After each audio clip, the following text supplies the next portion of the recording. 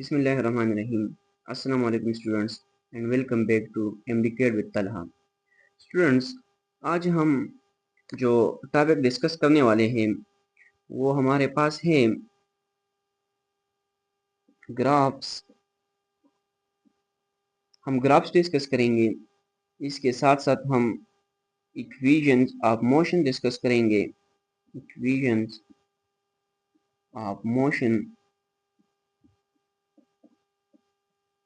और हम Newton laws of motion भी डिस्कस करेंगे।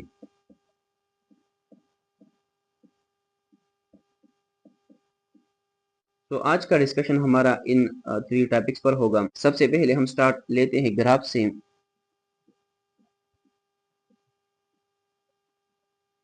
ग्राफ हमारे पास क्या चीज है? ग्राफ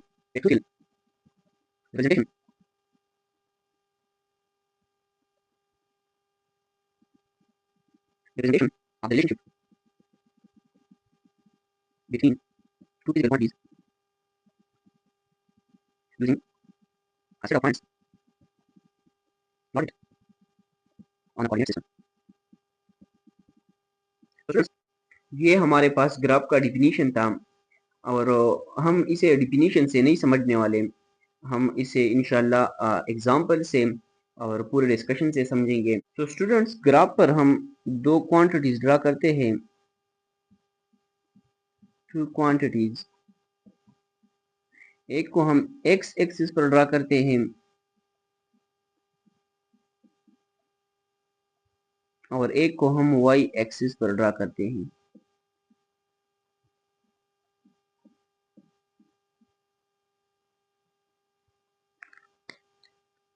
एक्स एक्सिस पर हम इंडिपेंडेंट जो हमारे पास क्वांटिटी होती है वो हम एक्स एक्सिस पर ड्रा करते हैं, इंडिपेंडेंट वेरिएबल।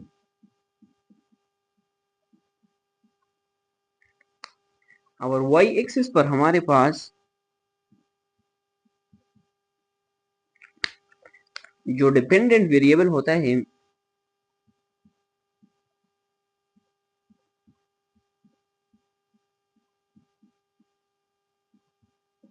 वो हम वाई एक्सिस पर ड्रा करते हैं। अब स्टूडेंट्स, बेसिकली ग्राफ से हम टू मेन चीजें एक्सट्रैक्ट करते हैं। एक हमारे पास है स्लोप और दूसरा हमारे पास है एरिया अंडर द कर्व। सबसे पहले हम जो पढ़ने वाले हैं वो हम स्लोप पढ़ेंगे, उसके बाद हम फिर एरिया की तरफ आएंगे। तो स्लोप हमारे पास, स्लोप को हम ग्रेडियंट भी कह सकते हैं, ग्रेडियंट।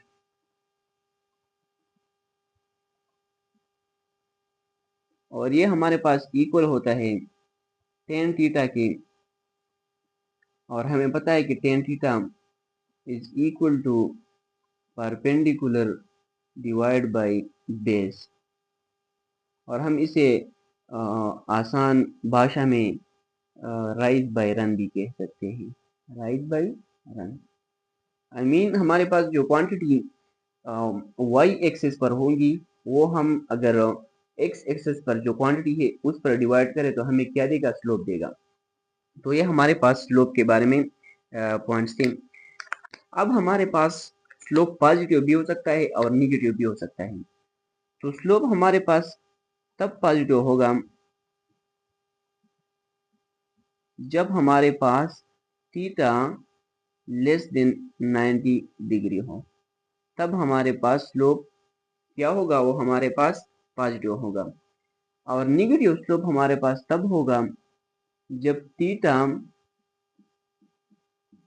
थीटा हमारे पास ग्रेटर देन 90 डिग्री हो, तब हमारे पास स्लोप क्या होगा? वो निगेटिव होगा। तो ग्राफ हम इस तरह ड्रा करते हैं।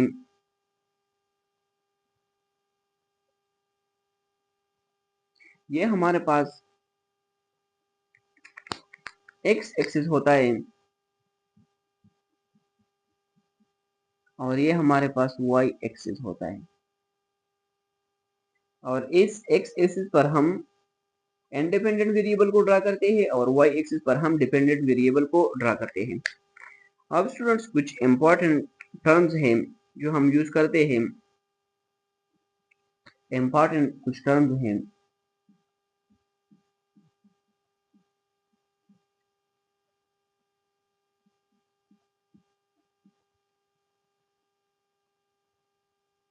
स्टूडेंट, एक हम यूज करते हैं स्ट्रेट लाइन।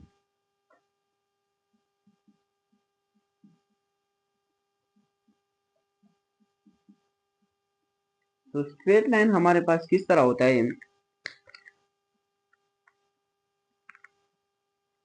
लेट सपोज ये हमारे पास एक ग्राफ है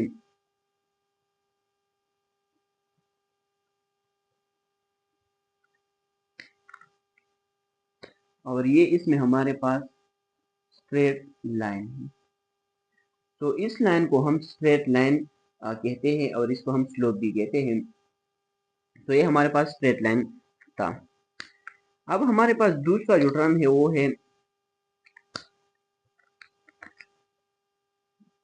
वो हमारे पास है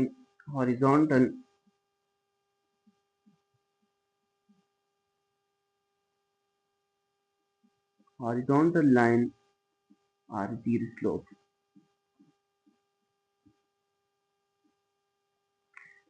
ये हमारे पास ये ग्राफ हो गया और इसमें जो अगर हम यहाँ पर लाइन ड्रा करें, ये लाइन, तो इस लाइन को हम हॉरिजॉन्टल लाइन कहते हैं और जीरो स्लोप भी कहते हैं। इस लाइन को हम इस तरह भी कहते हैं कि this is parallel to x axis. इस तरह भी हम इसे कह सकते हैं कि the line which is parallel to x axis या द हॉरिजॉन्टल लाइन, और इसको हम the line perpendicular to y axis भी कह सकते हैं, परपेंडिकुलर टू वाई एक्सिस। ये हमारे पास हॉरिजॉन्टल लाइन का ग्राफ हुआ। तो जो हमारे पास हॉरिजॉन्टल लाइन है इसका स्लोप क्या होता है, जीरो स्लोप होता है। तीसरा जो हमारे पास टर्म है वो है इंफिनिटी स्लोप।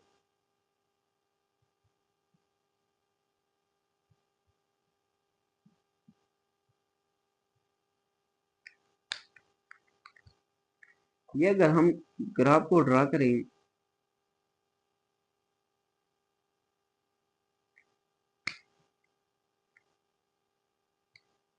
और हम लाइन को perpendicular to x axis draw करें,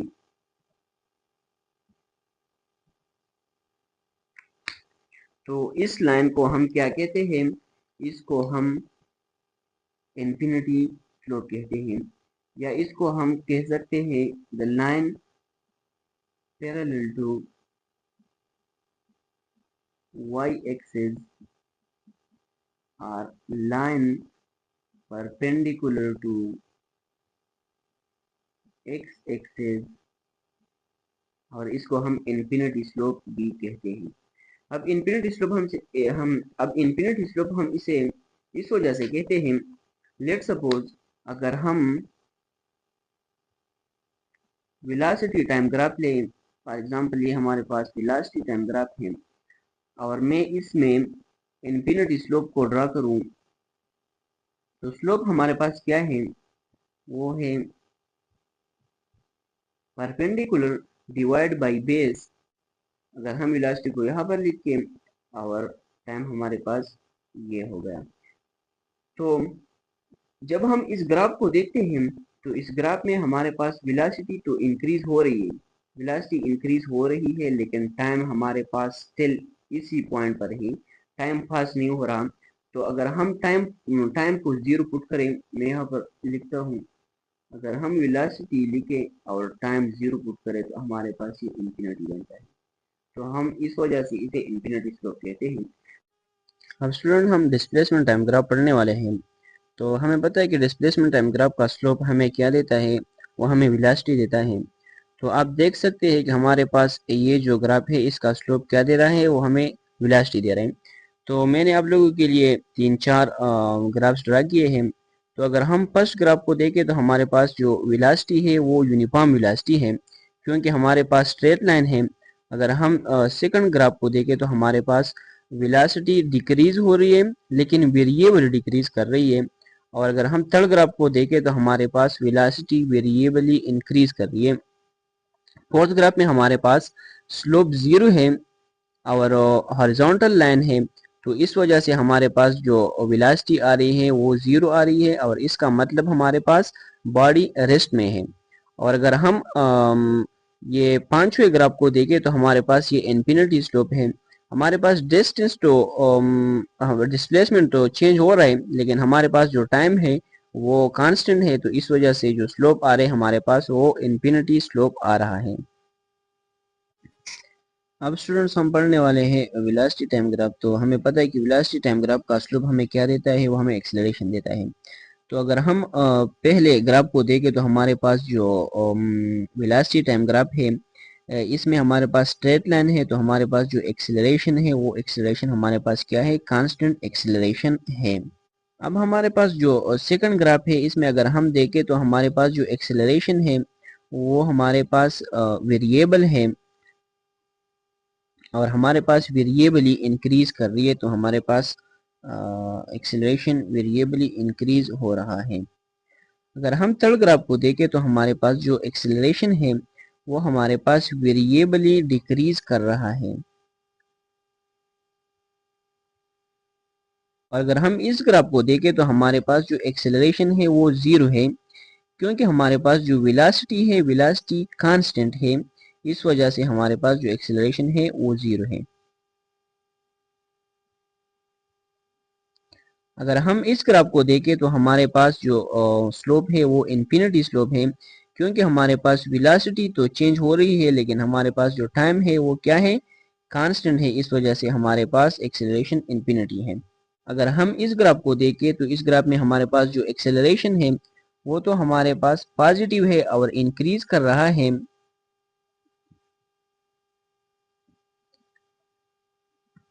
वो हमारे पास पॉजिटिव है और इंक्रीज कर रहा है, लेकिन हमारे पास जो इनिशियल वेलोसिटी है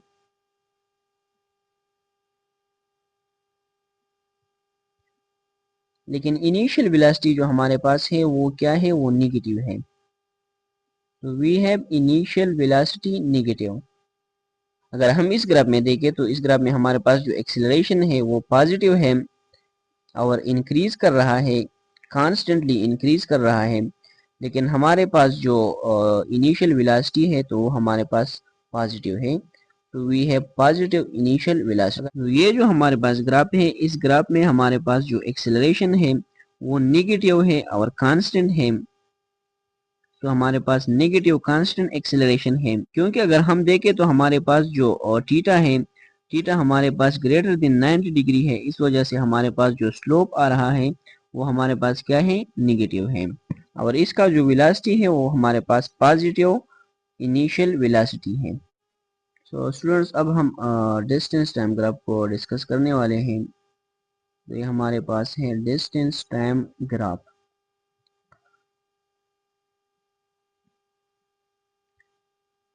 सो डिस्टेंस टाइम ग्राफ का जो स्लोप है वो हमें क्या देता है, slope of distance time graph gives us speed. So distance time graph का जो स्लोप है वो हमें क्या देता है, वो हमें स्पीड देता है।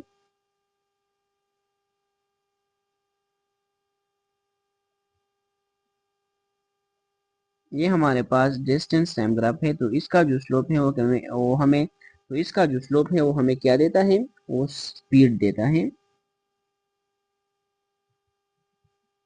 Now students let's discuss area under curve.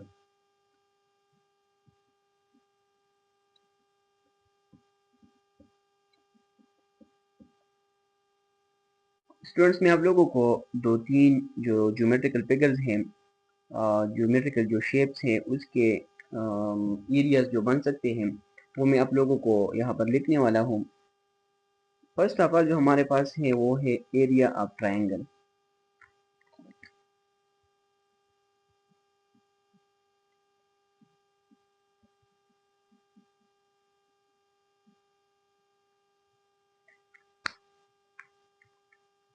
अगर हम एक ट्राइंगल को ड्रा करें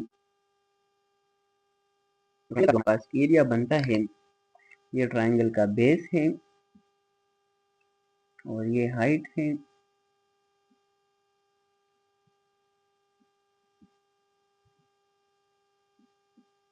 तो इसका जो हमारे पास फार्मूला बनता है एरिया का वो है area is equal to half height into base. तो इस फार्मूला से हम ट्राइंगल का एरिया कैलकुलेट करते हैं। अब हमारे पास एरिया ऑफ रेक्टेंगल और स्क्वायर, एरिया ऑफ रेक्टेंगल और स्क्वायर,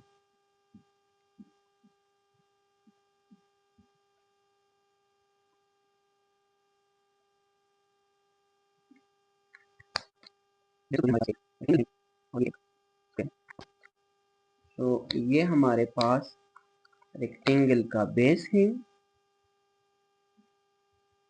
और ये हाइट है। चलो इसे भी ये बेस ले लो और ये हाइट ले लो, लेकिन इसके हमारे पास ऑल फोर साइड सेम होते हैं।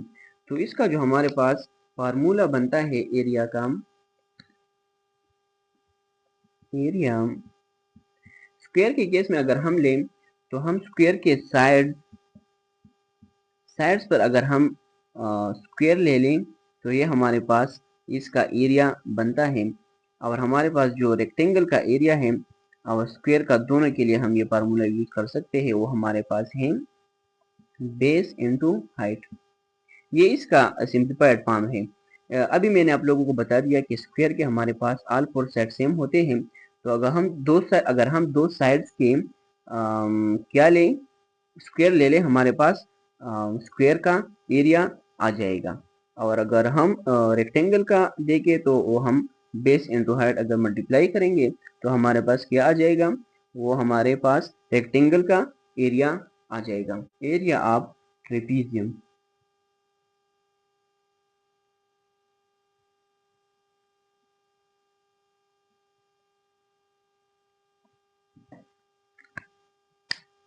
हम दो तीन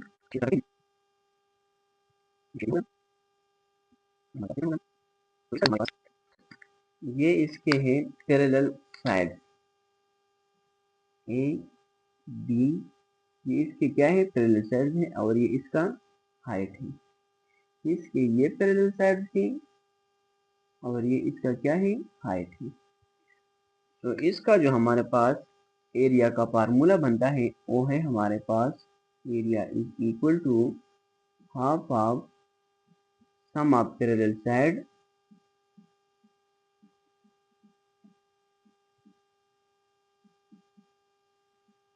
into height.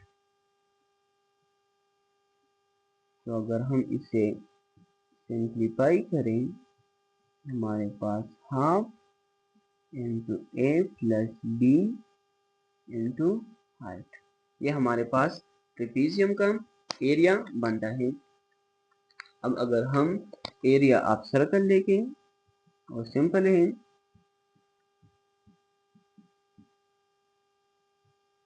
Area of circle हमें वो इक्वल है area is equal to pi r square. ये हमारे पास सर्कल का एरिया है। अब हमारे पास जो हमारे क्वांटिटीज हैं उसका अगर हम एरिया देखें तो हमारे पास जो, अगर हम area under distance time graph या डिस्प्लेसमेंट टाइम ग्राफ देखें तो हमारे पास नो फिजिकल क्वांटिटी, वो हमें कोई फिजिकल क्वांटिटी नहीं दे रही। अगर हम एरिया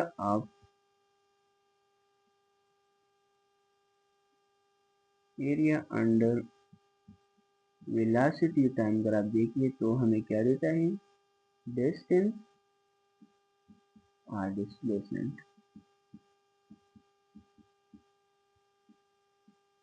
और किस तरह, डिस्टेंस हमें सिंपली और ये हमें अलजेब्रिकली दे रहा है, अलजेब्रिकली। ये अब हम क्वेश्चन में देखने वाले हैं किस तरह। अब स्टूडेंट्स हम स्लोप और एरिया के रिलेटेड कुछ एमसीक्यूज कर लेते हैं। तो सबसे पहले हम स्लोप के रिलेटेड करते हैं। एक एमसीक्यू है हमारे पास, वन स्टोन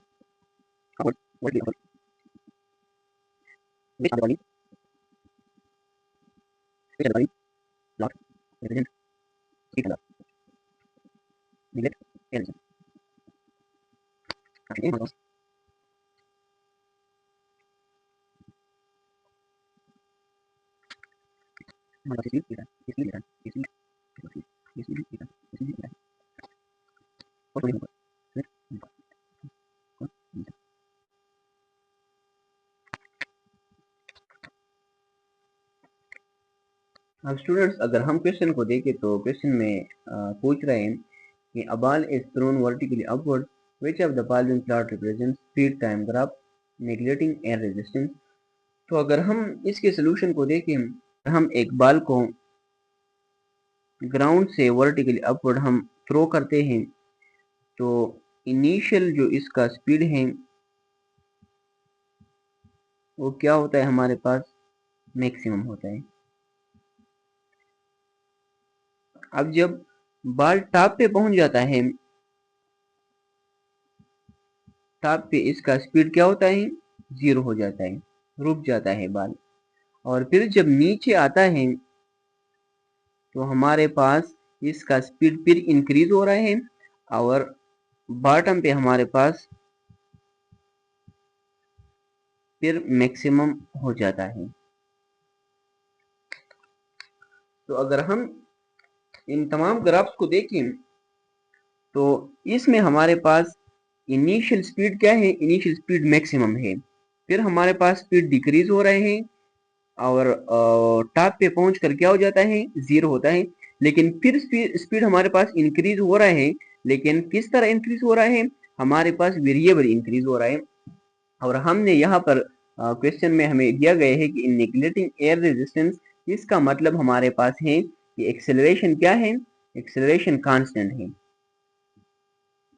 तो अगर बल हम नीचे से ऊपर की तरफ फेंकते हैं तो हमारे पास कांस्टेंट एक्सेलरेशन के साथ जाएगा और वहां से भी बॉटम पे आकर कांस्टेंट एक्सेलरेशन के साथ आएगा। तो हमारे पास ये जो ग्राफ है ये तो हमारे पास गलत हो गया। अब अगर हम इस ग्राफ को देखें तो हमारे पास जो बल हम नीचे से फेंक रहे हैं तो हमारे पास ये वेरिएबल इंक्रीज हो रहा है, फिर हमारे पास वेरिएबल डिक्रीज हो रहा है, फिर हमारे पास 0 हो जाता है और फिर हमारे पास लीनियरली इंक्रीज हो रहा है। ये भी हमारे पास गलत है। अगर हम सी ग्राफ को देखें तो हमारे पास इनिशियल स्पीड क्या है, यहाँ पर मैक्सिमम है और लीनियरली हमारे पास डिक्रीज हो रहा है, बॉटम पे आकर 0 हो जाता है और फिर हमारे पास लीनियरली इंक्रीज होकर मैक्सिमम हो जाता है। तो हमारे पास ये वाला ऑप्शन, सी ऑप्शन हमारे पास करेक्ट ऑप्शन है वो इस वजह से। अब एक क्वेश्चन हम एरिया के रिलेटेड करते हैं, वो हमारे पास है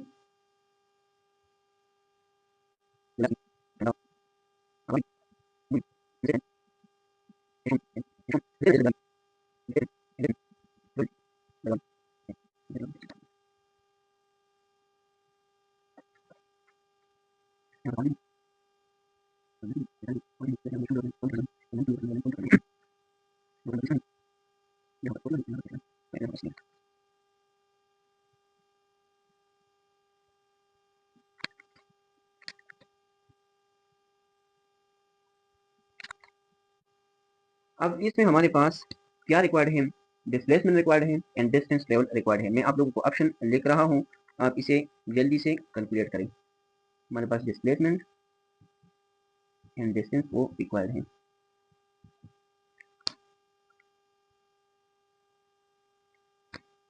फर्स्ट ऑप्शन हमारे पास 8 metre and 16 metre, B option हमारे पास है 16 metre and 8 metre, C option हमारे पास है 16 metre and 16 metre, D option हमारे पास है 8 मीटर एंड 8 मीटर। वीडियो को पॉज करें और इसे कैलकुलेट करें। अब स्टूडेंट्स अगर हम इस फिगर को देखें तो इसमें हमारे पास 3 रेक्टेंगल हैं। हमारे पास रेक्टेंगल 1 है, ये रेक्टेंगल 2 है और ये रेक्टेंगल 3 है। अब हमें पता है कि रेक्टेंगल का एरिया हम किस तरह फाइंड करते हैं।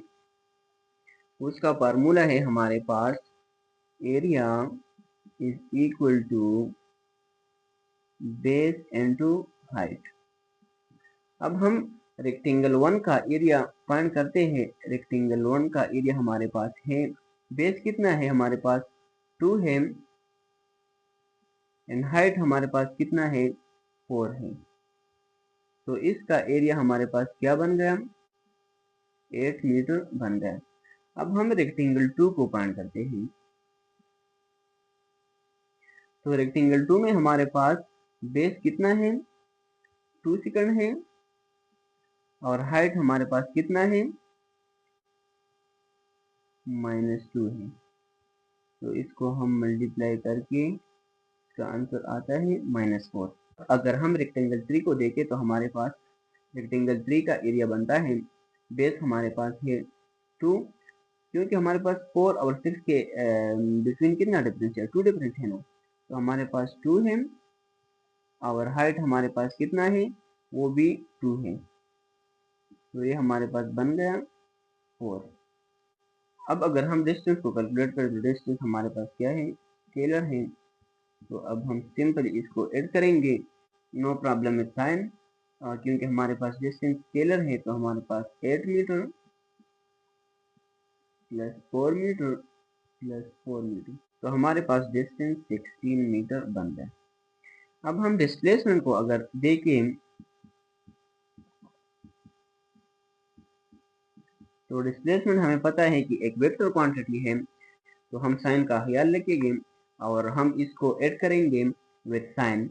तो अगर हम यहाँ पर 8 मीटर है हमारे पास प्लस -4 मीटर है एंड प्लस 4 मीटर है हमारे पास।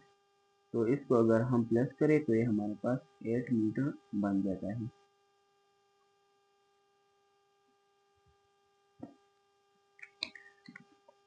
तो ये इसका आंसर हमारे पास आता है ए ऑप्शन। इसका डिस्प्लेसमेंट हमारे पास 8 मीटर और डिस्टेंस हमारे पास 16 मीटर। अब मैंने पहले ग्राफ्स में आपको ये बता दिया कि हमारे पास जो area under curve of velocity time graph है वो हमें डिस्टेंस भी देता है और डिस्प्लेसमेंट भी देता है। तो डिस्टेंस हम अगर उसे सिंपली कैलकुलेट करें तो हमारे पास क्या देता है डिस्टेंस, और अगर हम उसे अलजेब्रिकली कैलकुलेट करें हम साइन का ख्याल रखें तो हमारे पास वो क्या देता है डिस्प्लेसमेंट देता है। तो ये इसका एग्जाम्पल था।